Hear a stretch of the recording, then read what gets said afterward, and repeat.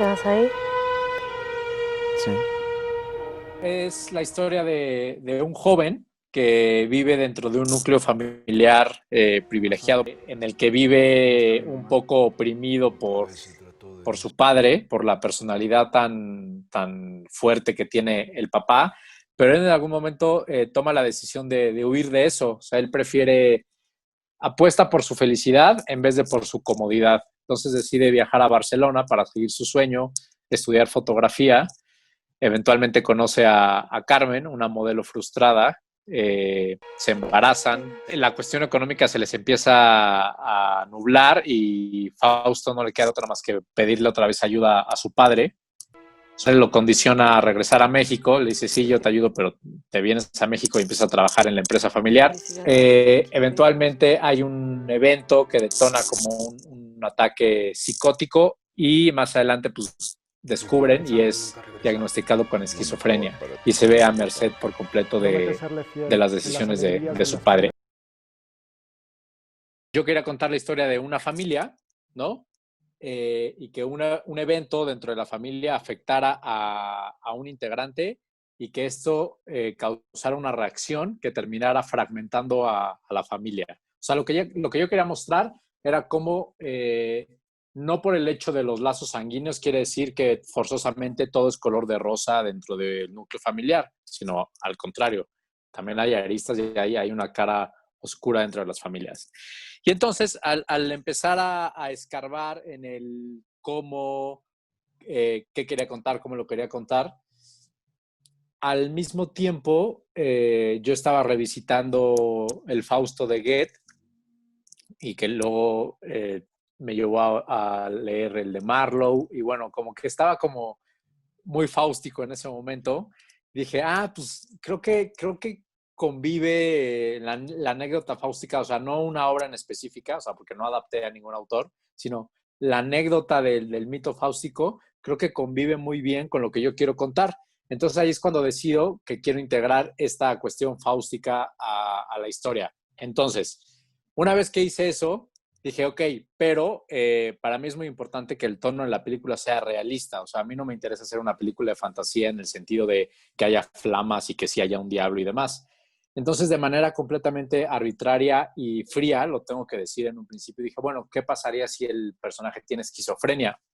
Y entonces toda la alegoría fáustica en realidad sucede en su cabeza, no es que realmente esté pasando. Y eso me abrió un mundo que yo no tenía idea en lo que me estaba metiendo y que al final terminó siendo el eje dramático de la película. Lo más importante, sin duda, fue la fortuna que tuve de que en el Fray Bernardino sí me abrieran las puertas, porque pues tampoco era fácil, ¿no? O sea, al principio lo primero que intenté fue entrevistarme con psiquiatras que me recomendaron, que eran expertos en el tema, y entonces empecé a platicar con ellos. Pero todos coincidían en que, me dijeron, para que tu investigación puedas llevarla todavía más profunda, tienes que ir a un hospital donde se trata esto, o sea, para que hables con los doctores que lo tratan el día al día y para que veas cómo es el padecimiento y para que trates en medida de lo posible de convivir con los pacientes.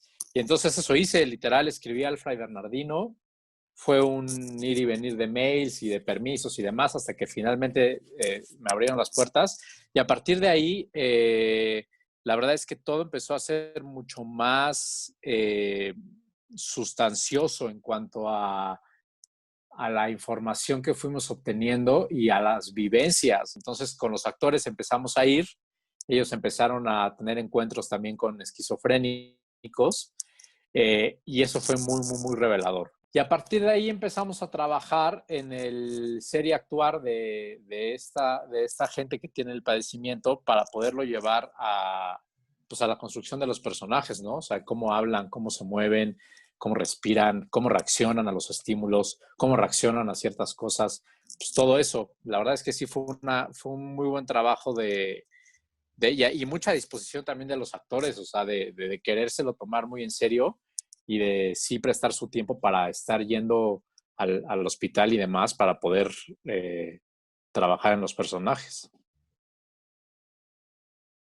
Con Cristian fue algo muy curioso porque yo originalmente hice casting para el personaje de Fausto. Me acuerdo que nada más de los Faustos fueron como 2 días o 3 días, ya no me acuerdo, de casting. Vi muchísimos. Debí haber visto 250 Faustos, 300 Faustos, una cosa así.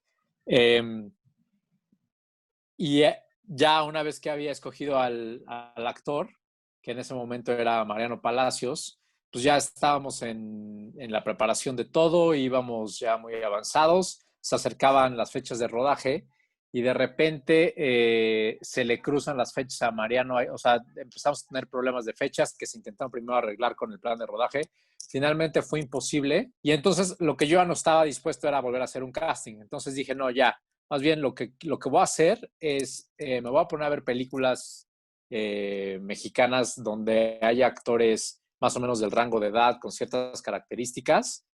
Y me acuerdo que me senté una semana así a tumbarme películas y películas. Y por ahí vi dos de Cristian. Y fue una cuestión ahí como de, pues al final sí apelé un poquito a mi intuición y percibí algo en las actuaciones de esas películas que dije, creo que con él sí podría trabajar y podría llegar a lo que yo me imagino y a lo que yo quiero que sea Fausto. Lo contacté, no nos conocíamos, dije, oye, tengo un guión que me interesa que leas, ya que lo leas hablamos, no te quiero platicar más. Después de que lo leyó, me habla y me dice, oye, me interesa muchísimo el guión, vamos a tomarnos un café. Y cuando llegamos a tomarnos el café, él tenía la expectativa de hacer un casting, él creía que iba a hacer un casting, ¿no? Que le había mandado el guión para... Y me dijo, oye, me encantó el guión, tú dime, me interesa muchísimo hacerlo. Y dije, no, o sea, te lo mandé porque quiero que tú lo hagas. O sea, si a ti te gusta y lo quieres hacer, el personaje es tuyo, no va a haber casting. A Carlos sí lo invité, fue invitación directa, porque yo con Carlos ya había tenido el placer de trabajar antes en un cortometraje. De los cortos que hice, él trabajó en uno de ellos y pues hubo una gran química de trabajo. Y entonces cuando escribí este guión, había dos personajes que los escribí ya con actores en la cabeza, que era el de Arcelia Ramírez y el de Carlos Aragón. O sea, cuando estaba escribiendo ya los tenía ellos en la cabeza. Entonces, en cuanto terminé el guión, a los primeros que les hablé fueron a Arcelia y a Carlos y les dije, oigan, tengo un guión, quiero que lo lean porque quiero que ustedes hagan ese personaje. El claquetazo inicial de toda la película fue en Barcelona.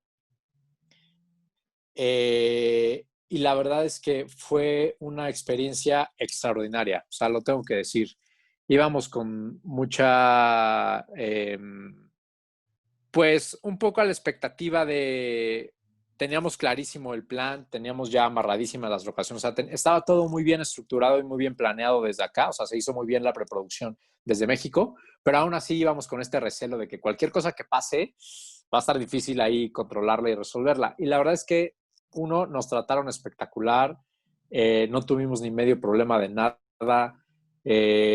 Toda la gente de Barcelona que está involucrada y que nos ayudó se portó de manera increíble.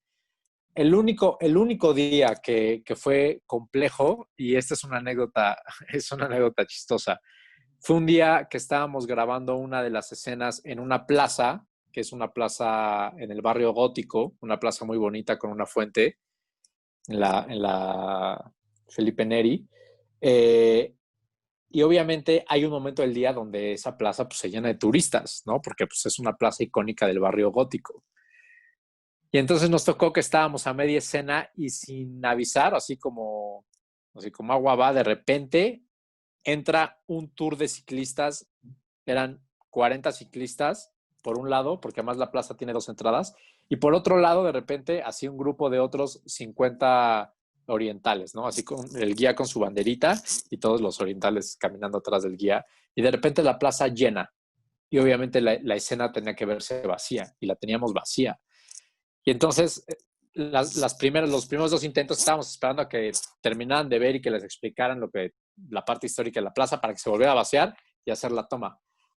Pero de repente empezó a haber tanto tráfico de lo mismo, o sea, del nuevo grupo de ciclistas, nuevo grupo de orientales, nuevo grupo, que ya no había espacios para esperar vacías, sino llegaban, se iban y llegaban y llegaban. Y entonces el AD, el asistente de dirección, ya en su desesperación, este, como pudo, porque unos no hablaban inglés, otros no hablaban. Entonces, se dio a entender como pudo, los organizó, los acomodó de cierta manera a todos en la plaza, les explicó que se estaba filmando una película y los 100 turistas que había ahí se quedaron en silencio, se hizo la toma y en cuanto digo corte y el asistente grita, ¡corte!, todo el mundo empieza a aplaudir, así, todos los turistas aplaudiendo y todos felices. Entonces fue una anécdota, se convirtió en algo que parecía un problema, se convirtió en una anécdota bonita. La verdad es que fue una buena experiencia filmar en Barcelona. Mi primera experiencia de festival y además con un proyecto en competencia y era mi primer corto, pues fue Guadalajara. Y yo me acuerdo que, bueno, yo estaba así como de, wow, ¿qué es esto? Esto es el cine. O sea, fue como mi reiteración de enamorarme del mundo del cine, ¿no? Y obviamente, pues, viendo las películas, las que estaban seleccionadas ese año de largometrajes, y viendo a los directores hablar en los Q&As y demás, pues se vuelve como aspiracional, ¿no? En ese momento no solo yo, todos los que íbamos con un cortometraje decíamos, puta, pues ojalá algún día sí logremos estar ahí, ¿no? O sea, traer una película, lograr hacer, ya deja traerla aquí, lograr hacer una película. Entonces, el hecho de que esté seleccionada en este festival, para mí, sí hace como redonda ahí una parte de mi carrera. O sea, donde estrené mi primer cortometraje y fue mi primer festival, es el mismo festival donde voy a estrenar mi ópera prima. Entonces, para mí eso tiene un valor sentimental especial.